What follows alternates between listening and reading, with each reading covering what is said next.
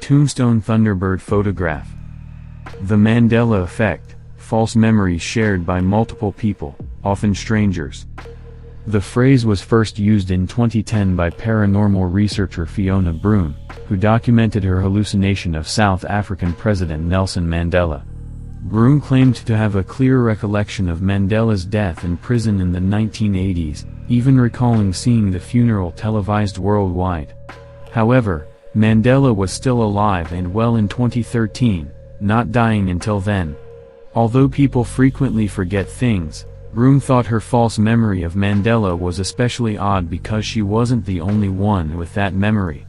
Many came forward to say that they also believed Mandela had passed away in the 1980s and that they had seen his funeral on television after Broome published her research online. The greater the Mandela effect was discussed, the more occurrences of shared false memories were uncovered. Countless examples have popped up since 2010, and some conspiracy-minded folk have speculated if something fishy is going on with our current timeline. But more on that later. For those out of the loop, here are a few popular examples of the Mandela effect. When quoting Hannibal Lecter in Silence of the Lambs, people often say, "Hello, Clarice." However, the real line Hannibal Lecter uses to greet Clarice is simply "Good morning." The popular children's book series about a family of bears was called the Berenstain Bears, not the Berenstein Bears, as many people, including myself, seem to remember incorrectly. The popular shoe brand is called Skechers, not Skechers. In the timeless sitcom I Love Lucy, Ricky Ricardo's most famous line is often remembered as "Lucy, you have some splaining to do," but in reality, he only ever said the line "splain that if you can and Lucy, splain." You get the idea. A large majority of examples of Mandela the effect come from popular culture, with a few examples, like the Mandela effect namesake, focusing on a historical event. This is where the Tombstone Thunderbird comes in. The Tombstone Thunderbird. An authentic Western tale from the Wild West is the tale of the Tombstone Thunderbird, but it's not Indians versus cowboys, it's cowboys versus an enigmatic prehistoric monster. After searching the region for samples and discovering silver in the Goose Flats, prospector Ed Schieffelin established the town of Tombstone in 1879. Tombstone is situated in Cochise Country, Arizona. In a playful homage to the innumerable warnings he received that all he would discover roaming the desert would be his tombstone, Ed founded the new town close to the silver mine and gave it the name Tombstone. As soon as Tombstone became one of the wealthiest mining towns in the Southwest, Ed had the last laugh. Tombstone embodied every image of the Old West that the contemporary mind can produce.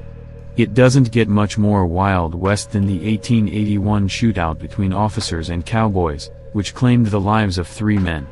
However, even though the gunfight at the OK Corral turned into one of the most notorious shootouts in the history of the Wild West, it pales in contrast to another Tombstone legend involving 2 ranchers who claimed to have discovered a massive flying monster in the desert. The following was published in the local newspaper, the Tombstone Epitaph, on April 26, 1890, marking the start of the Tombstone Thunderbird story.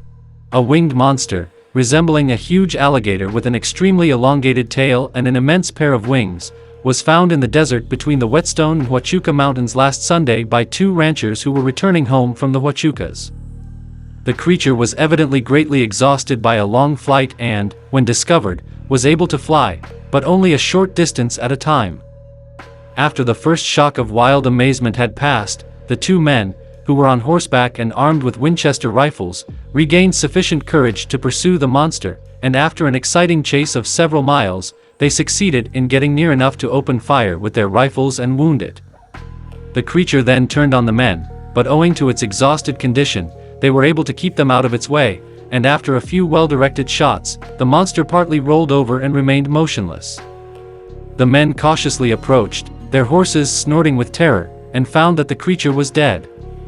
They then proceeded to make an examination and found that it measured about 92 feet in length, and the greatest diameter was about 50 inches. The monster had only 2 feet, these being situated a short distance in front of where the wings were joined to the body.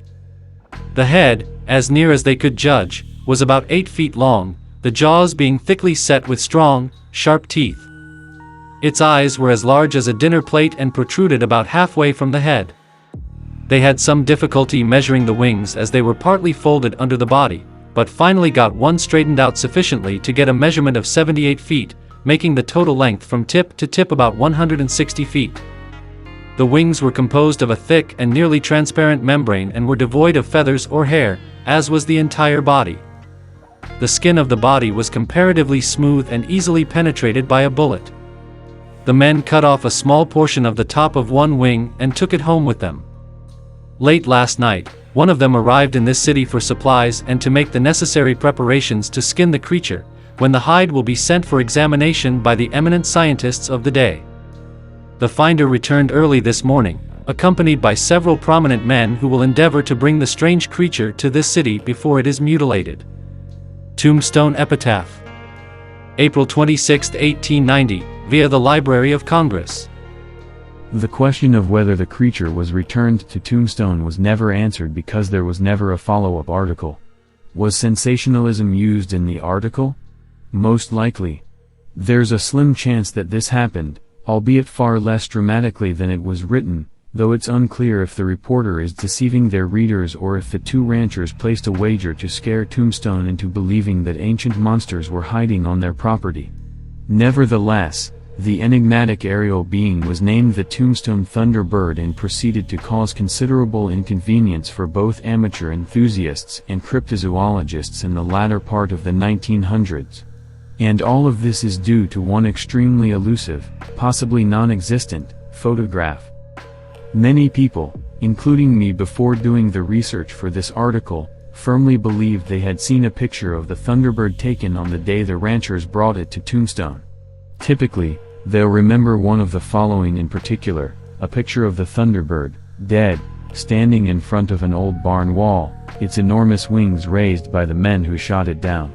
Occasionally, the image is recalled that showed the Thunderbird pinned, crucifixion style, on the barn side with a row of men standing in front of it, their arms outstretched to symbolize the bird's wingspan. This is the version that I personally believed I had previously seen. The image that a lot of people think the picture showed. For those of us who have always been interested in cryptozoology, we seem to remember seeing the picture in a book about mysteries that just can't seem to be solved, or on a television program back in the pre-internet era. The image is what I personally remember seeing between the supposed Roswell alien photo and the Shroud of Turin in the Unexplained World Mysteries section of an illustrated encyclopedia I owned as a child. But no matter how hard we try, nobody has been able to locate the stupid object. And most of the time, someone ends up sharing one of these after becoming discouraged and believing they have solved the case of the missing photograph. Sadly, though, they're all fake. Furthermore, dozens of other similarly phony images can be found all over the internet. A lot of people think that the original photo was published in the Tombstone Epitaph in 1890 along with the above transcribed article. But at that time, the Tombstone Epitaph lacked the technological capacity to publish photographs in their publication. The fact that the original article can now be viewed online via the Library of Congress website officially puts an end to this rumor. Furthermore, it is evident that no photos were included in either the article or the newspaper's entire April 26, 1890 issue. Why are we all so convinced the photograph exists? The misinterpretation stems from an article Jacques Brian Pearl, 1923 to 1992, a Harlequin romance novelist, wrote under the pen name Jack Pearl for the May 1963 issue of the Men's Adventure magazine saga about the Thunderbird. The dramatic story, titled Monster Bird That Carries Off Human Beings, relates the Tombstone Thunderbird story through a blend of fiction and historical details. Pearl's version of events is said to be even more ludicrous than the original Tombstone Epitaph report, moving the date of the encounter from 1890 to 1886. For example, the saga article states that another Thunderbird was present at the scene and that it caught a man in its talons before taking off into the sky. Since Pearl's article seems to be the first to mention a photograph of the Thunderbird being published in the Tombstone epitaph, it is pertinent to our purposes. According to him, the picture depicts 10 men standing in front of a Thunderbird, which is nailed to a barn with its wings spread wide for scale. Do you recognize this? Following the publication of Pearl's article, the story of the Thunderbird gradually began to revolve around the supposed photograph, and eventually this part of the made-up story was accepted as fact. Many of us can still clearly recall the exact photo Pearl shared in his article, not because we read the piece ourselves, but rather because the existence of the Tombstone Thunderbird photo was mentioned so frequently that we came to believe it was true on a subconscious level. It's interesting how memories function, which brings up the Mandela Effect once more. What causes the Mandela Effect? There are those who argue that the Mandela Effect provides evidence of multiple timelines or parallel realities. This suggests that although the Thunderbird photo doesn't exist in the timeline we live in, it does exist in a different one. The real explanation, though, has less to do with science fiction and more to do with how we currently understand how unreliable memory is. Anywhere we read about the Thunderbird photo, probably before the internet existed, left a strong enough impression on us that we took the information at face value and then probably forgot about it altogether. Years later, when we heard about the Thunderbird once more, we immediately thought, I remember seeing a photograph of that as a kid. Perhaps there was a photo of the Thunderbird that we did see, but it was just one of the many fakes that have been out there for a very long time. All it takes is for one person to post the picture on an online forum so that everyone who read about it years before to embark on a fruitless search for something that never was. The photo of the Tombstone Thunderbird is a fascinating illustration of the Mandela Effect because, as can be observed above, we can fairly easily pinpoint the source of this false memory. As shared false memories frequently originate from an unidentified or unknown source and are repeated so frequently that no one realizes they are untrue. The best illustration of this is found in movie quotes, which become so embedded in popular culture that over time, even the most well-known ones become confused. For example, Darth Vader never says, "Luke, I am your father," in the movie The Empire Strikes Back, but he does say, "No, your father is me." Everybody has watched The Empire Strikes Back. This scene is well known to all of us. Still, the majority of us would most likely misquote it if pressed. Collective false memories, what's behind the Mandela Effect? Is the title of a 2017 Discovery magazine article. Explains why we're so sure we remember something that never happened and breaks down the science behind false memories. As per the article, the brain's attempt to fill in memory gaps by incorporating untrue experiences and information, known as confabulation, and our innate tendency to accept information implied by others as true are some of the factors that contribute to the Mandela Effect. Are we, then, the targets of mind control? A plot by the government? An error within the matrix? Even though it might be entertaining to speculate about a more fantastic explanation for the Mandela effects, it really just serves as a good illustration of how easily and unreliably our memories can be manipulated, even when done unintentionally.